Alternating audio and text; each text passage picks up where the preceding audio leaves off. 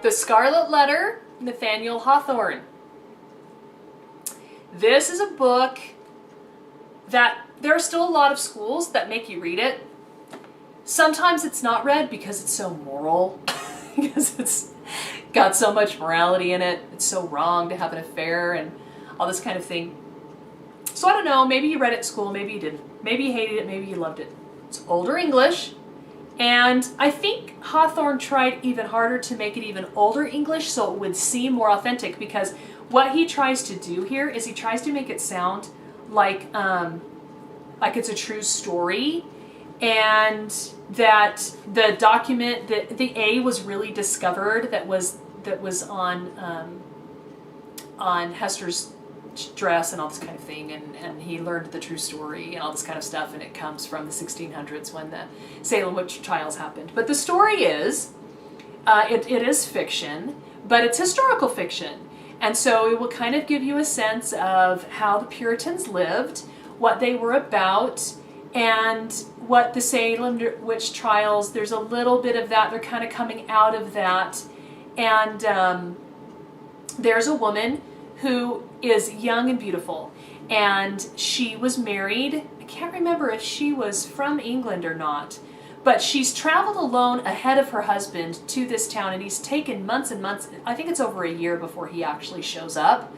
And in the meanwhile, now you have to know too that he was older than her, and he was very bookish and intellectual, and she tells him straight out, you know, he knew that she did not love him. It was not a marriage for love. And so he thought that he could do her some good. He could kind of be like a father figure to her and love her and kind of help her. And he had money, and you know, not super rich, but he was better off than her. And so they marry, and she goes ahead of him, and he lets her, and she gets pregnant. And it's a scandal because when she showed up, she was Mrs. Prynne, and so everybody knows that she's married, and then she winds up pregnant, and of course that's just the biggest no-no ever.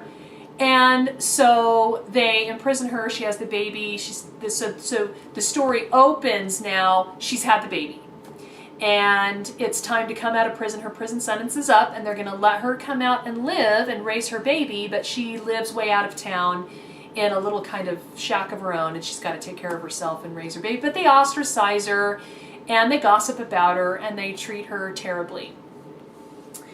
And the story proceeds with a mystery that you can kind of guess at, but you're not absolutely positive. So if you go into it cold and you don't know the plot, then you'll be kind of surprised how it plays out. And the mystery isn't really who everyone is, who's her real husband, because he does show up, and he doesn't. He claims a different name so that no one will know it's her husband, because he wants to find out who the father is, and so he goes out on this quest to find out who the father is, and about halfway through the book you're clear about who the father is. But really it's a book about consequences. It's a book about what happens when you go contrary to your conscience, and what happens when you clear the air and move forward with your life, or when you don't. So there's a lot of, it's the Puritans, and it's like the biggest no-no ever. And so there's a lot of consequences for Hester that would absolutely not exist today. And some people feel like books like this and Anna Karenina then become obsolete. There's no reason to read them because the world isn't like that anymore, and so there's not those consequences we have to deal with, so they're not valuable readings. But in both cases, there are individuals in these works that are untrue to themselves. So what you see is the individual who's the father and Hester over the next few years. You watch their lives play out. Hester has cleared the air. Hester has repented in the sense that she's cleared her slate. Everybody knows she's pregnant, she had a baby, it's over. Great, okay, I gotta move on with my life. And she tries to redeem herself by service work. Now, she's just probably a good woman anyway, and she had some passion going on, but the truth is that she tries to raise her daughter the right way, And she tries to serve in the community as much as she possibly can. And there's a transformation that happens to her because she chooses that life path, and because everyone is clear about who she is and what her sins were and all that kind of stuff. Eventually, over time, they're able to kind of re-accept her, and her life is able to move forward in a good, constructive way. But the father won't clear the air. He won't work it out. He won't be honest with himself, and he won't be honest with society, and he won't be true to her and help her raise the child and or whatever it is that needs to be done, because he's trying to preserve his social position, and he pays for it in self-torture. He pays for it in how he feels about himself. And every time we behave in ways that we know we shouldn't, and that's probably the thing that I love the most about this book, is that by the end of the book you see the outcome for both of these individuals. You see at the end of their lives where they're at based on how they handled this poor choice. And there's redemption for Hester. There's happiness. There's joy still in life for her. And there's definitely not for the father. And so, you know, this sin that he lets just fester and eat away at him, this thing that he did wrong that he knew he shouldn't have done, not only does he do the deed, but then he doesn't come forward, and then he doesn't make reparation. He doesn't offer restitution. He doesn't do the things that he should do to try to restore, to try to make the situation as good as it can be, to help Hester and to father the child in some way or something, just to do something. And so then his guilt increases, and he becomes to hate himself and torture himself because he can't stand the choices that he's made. So the language is older, and the vocabulary is advanced. So I'm going to be very honest about the fact that when you dive into the Scarlet Letter, it's not going to be easy. I would put it probably on about the same level as Dickens. Very worth your time, but difficult. And it's not, I don't like it as well as some of my favorite Dickens, but I've read it a few times and I learn something new every time. And it's very, very valuable. There's some really great stuff that you can look at from the standpoint of human nature. You could use it in a government class or any kind of structure in a book club or anything where you're talking about governance. You're talking about force versus freedom. You're talking about society. You're talking about legislating, morality. Those are important questions to ask, and this book brings them to the surface. It's also very interesting to look at some of the themes like punishment and revenge.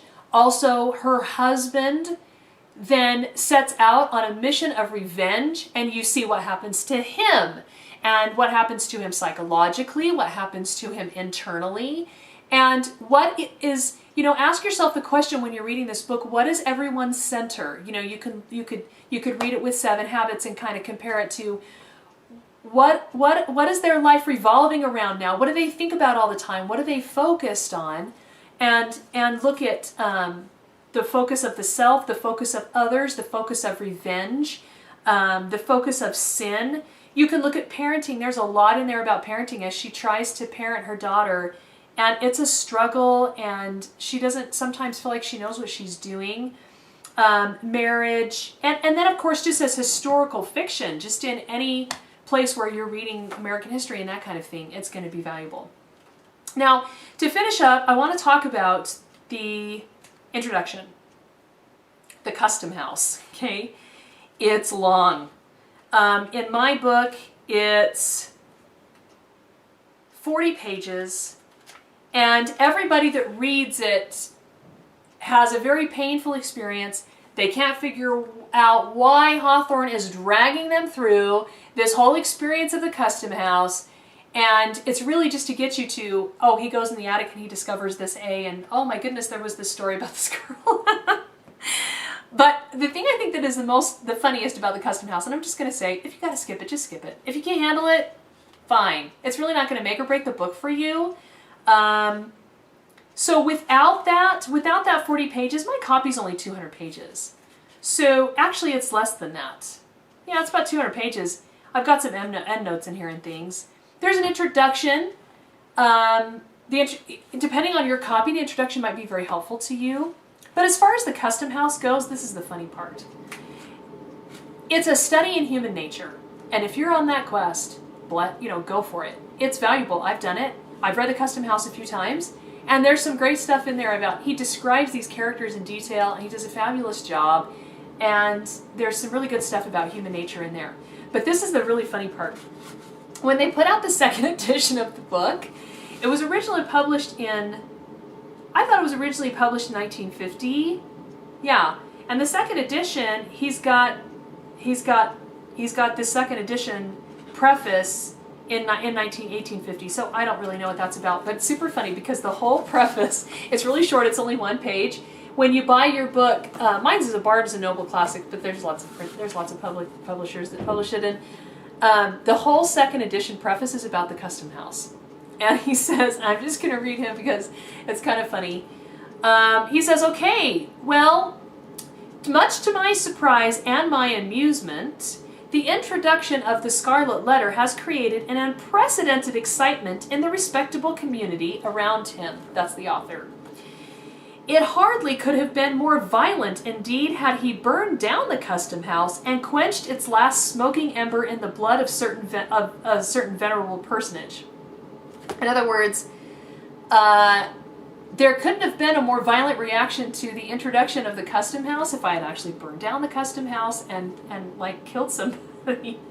So apparently everybody, even at the time, hated the introduction, didn't like it. But you read it just to find it out if you're going to listen to it and mark up your book. Listen to it. It's not going to take you very long. Anyway, then he goes on to say, so I went back to the book and I was like, okay, well, he says he's talking about himself in the third person, the author, has carefully read over the introductory pages with a purpose to alter or expunge whatever might be found amiss and to make the best reparation in his power for the atrocities of which he has been adjudged guilty. So I read through the whole thing so carefully. I planned on editing it. I wanted to fix it because everybody had such a hard time with it. I planned to. But it appears to him that the only remarkable features of this sketch are its frankness and genuine humor and general accuracy. Now, what you have to know about Hawthorne, and I don't know if I'll do an author bio on him or not, but there's a couple things that are really fascinating about him. One is that he was actually born in Salem, Massachusetts, where the witch trials happened, and that he was born on Independence Day, which is really kind of fascinating, that he's buried at Sleepy Hollow Cemetery in Concord, Massachusetts. So he's kind of cool and famous that way, born on the 4th of July in Salem and resting in the Sleepy Hollow Cemetery. But he worked in the Customs House to take care of his family, and he was friends with Emerson and Thoreau and part of the whole Transcendentalist movement, and he actually lived in one of their little commune attempts, although he didn't agree with everything that they did. So he wrote about the Custom House because he worked in the Customs House a lot. Franklin Pierce was his friend from college, and Franklin Pierce appointed him to a government post at one point. And he wasn't a well-known author until after his death. That was when this became really famous, was after he died. So he tried to support himself through his writing, but mostly he worked in the Customs House most of his life, and so this is firsthand stuff that he was there and he wrote about it. So he thought it was great. He was like, oh my goodness, I couldn't have proven if I tried. It's exactly like being in the Custom House because I was there. So that's really interesting. But